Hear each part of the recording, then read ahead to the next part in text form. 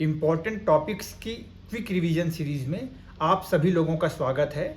ये मेरी इस सीरीज़ की पहली वीडियो है जिसमें आज हम लोग देखने वाले हैं इतिहास विषय से अगर सवाल कोई आएगा तो प्रमुख संहिताएं और उनके टीकाकारों से रिलेटेड सवाल आने की ज़्यादा संभावनाएं हैं। तो इस वीडियो में हम उसी को डिस्कस करने वाले हैं। और आज सबसे पहले जो हमारी सबसे प्राचीन संहिता जिसको हम पढ़ते हैं चरक संहिता, उसके ऊपर कौन कौन से इंपॉर्टेंट टीकाकार हुए हैं, कौन कौन सी टीकाएं लिखी गई हैं, उनके ऊपर अपन लोग अध्ययन आज करने वाले हैं। तो चलिए सीधे स्क्रीन पर चलते हैं और आप लोगों को दिखलाते हैं कि क्या है। आप मेरे साथ साथ बनाते चलिएगा, बोलते चलिएगा, कमेंट्स करके बताइएगा तो मुझे ऐसा लगेगा भी कि हाँ आप लोगों को आंसर्स आ रहे हैं। और अगर आपको लगे कि वीडियो थोड़ी सी स्लो हो रही तो 1.5x में देखिएगा तो थोड़ा आपको ठीक लगेगा।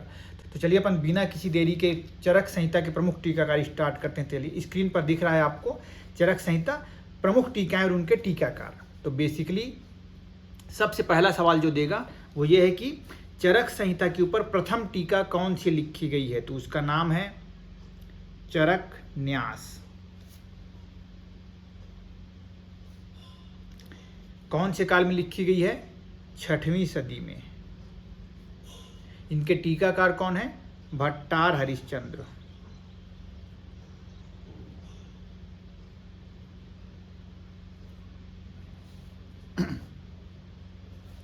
और इसके अलावा तो और कुछ खास चीज़ इसमें नहीं पूछेगी, पर आप लोगों को जानने लायक एक बात अगर बतलाना चाहूँ तो मैं ये बतला देता हूँ कि भट्टार हरिश्चंद्र ने जो पहली टीका लिखी है चरक न्यास, उसमें चरक संहिता के सूत्र स्थान के केवल तीसरे चैप्टर तक की ही बस टीका है, मतलब तीसरे चैप्टर तक का ही बस उन्होंने डिस्कशन किया हुआ है।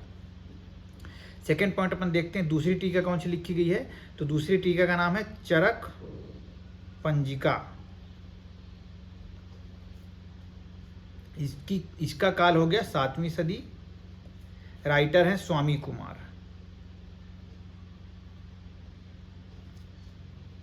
नेक्स्ट होता है निरंतर पद व्याख्या। ये एक बहुत ही फेमस इंपॉर्टेंट टीका है, निरंतर पद व्याख्या। आप सभी को इनका काल और इनके टीकाकार भी पता होंगे। तो निरंतर पद व्याख्या का टीकाकार कौन से हैं? तो इनका आंसर लिखते हैं अपन जेज्जट। काल जेज्जट का काल क्या है? 9वीं सदी। ठीक है। अब जेज्जट के बारे में बतलाने योग्य बात यहाँ पे ये है कि आचार्य जेज्जट एक ऐसे आचार्य हैं, ऐसे टीकाकार हैं जिन्होंने बृहत्त्रयी के तीनों संहिताओं के ऊपर टीका की हुई है इन्होंने, ये ध्यान रखिएगा। नेक्स्ट अपन देखते हैं फोर्थ पॉइंट, परिहार वार्तिक। एक और टीका है परिहार वार्तिक। इनको लिखने वाले हैं आषाढ़ वर्मा।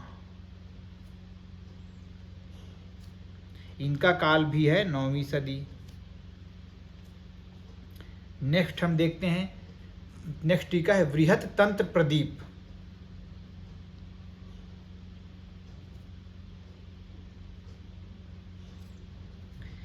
इनका काल है 10वीं सदी। लिखने वाले कौन हैं? आचार्य नरदत्त। और नरदत्त के बारे में हमको एक बात ये ध्यान रखनी कि जो ये नरदत्त हैं ये आचार्य चक्रपाणी के गुरु रहे हैं। चक्रपाणी के गुरु ऐसा भी लिख देते हैं अपन। नेक्स्ट हम देखते हैं चरक चंद्रिका। आजकल जो मार्केट में मिलती है वो वाली चरक चंद्रिका नहीं, ये टीका है चरक चंद्रिका। इनका काल क्या है? तो सबसे पहले राइटर का नाम गयदास। इनका काल है 10वीं सदी। ठीक है।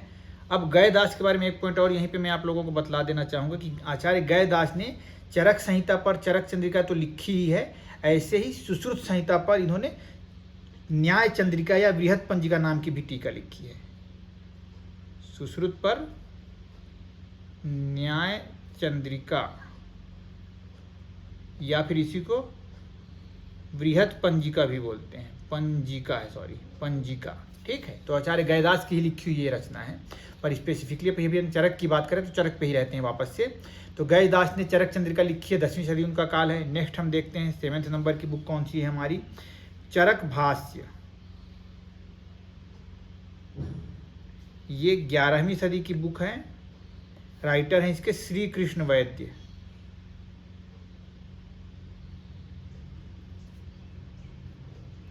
फिर नेक्स्ट देखते हैं अपन बहुत ही फेमस आयुर्वेद दीपिका। आप सभी को पता होगा इनका काल 11वीं सदी। राइटर कौन है? आचार्य चक्रपाणी। आचार्य चक्रपाणी, इन्होंने आयुर्वेद दीपिका लिखी है। 11वीं सदी के आचार्य रहे हैं। ये बहुत ही महत्वपूर्ण टीकाकार हैं चरक संहिता के, तो विशेष इनको ध्यान रखिएगा। इसके अलावा नेक्स्ट हम देखते हैं तो एक और बुक हमको मिलता है, चरक तत्व प्रदीपिका। चरक तत्व प्रदीपिका। चरक तत्व प्रदीपिका के राइटर कौन है? हमारे शिवदास सेन। शिवदास सेन, इनका काल कहा गया 15वीं सदी। देखिए, एक बृहत तंत्र प्रदीप ऊपर में आया था और एक चरक चंद्रिका आया था। यहाँ पे लिखा हुआ चरक तत्व प्रदीपिका, तो नामों में थोड़ा कंफ्यूज मत होइएगा, ध्यान से इसको अपने को ध्यान रखना है। इसके बाद नेक्स्ट आता है हमारा 10वां नंबर का बुक, चरक तत्व प्रकाश कौस्तुभ। चरक तत्व प्रकाश कौस्तुभ। चरक तत्व प्रकाश कौस्तुभ किसने लिखा है? तो नरसिंह ने लिखा है इसको। ये 17वीं सदी के आचार्य रहे हैं। इसके बाद एक और महत्वपूर्ण और फेमस टीका है, जल्प कल्पतरु। इसका आंसर आप सभी को पता होगा, क्विकली कमेंट में कीजिएगा। जल्प कल्पतरु, इनके आचार्य हैं आचार्य गंगाधर।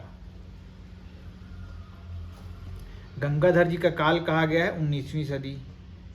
इन्होंने जल्प कल्पतरु नामक टीका लिखी हुई है। इसके बाद नेक्स्ट टीका आती है चरकोपस्कार। चरकोपस्कार, ये भी इंपॉर्टेंट टीका है। इनका काल कहा गया है, राइटर कौन है? योगेंद्र नाथ सेन। तो कहीं कहीं पे योगेंद्र भी मिलता है, कहीं कहीं पे योगिंद्र भी मिलता है, तो दोनों आंसर हो सकते हैं। योगेंद्र नाथ सेन, ध्यान रखिएगा। इनका काल कहा गया 20वीं सदी। ठीक है, इसके बाद एक और देख लेते हैं, ये उतना इंपॉर्टेंट तो नहीं है, चरक प्रदीपिका। चरक तत्व प्रदीपिका हमने देखा था, ये चरक प्रदीपिका।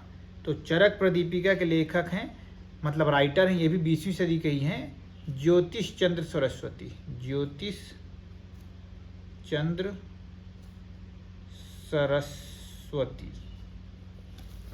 इस प्रकार से ये चरक संहिता के ऊपर प्रमुख टीकाएं हैं जो क्वेश्चंस आने की ज़्यादा संभावना है। ऐसा नहीं कि केवल इतनी ही टीकाएं हैं, होने को बहुत सारी और टीकाएं हैं, पर महत्वपूर्ण इतने हैं जिनको अगर आप ध्यान रखते हैं तो होपफुली आपके आंसर बिल्कुल सही हो जाएंगे, चाहे वो असर्शन एंड रीजन टाइप में आए, चाहे सही जोड़ी मिलाओ में आए, चाहे simple statement type of questions में आए। तो बहुत सारे क्वेश्चंस भी आपको ऐसे देखने मिलेंगे और वैसे क्वेश्चन भी मैं तैयार कर रहा हूँ जो आपको आने वाली सीरीज़ में मिलेंगे।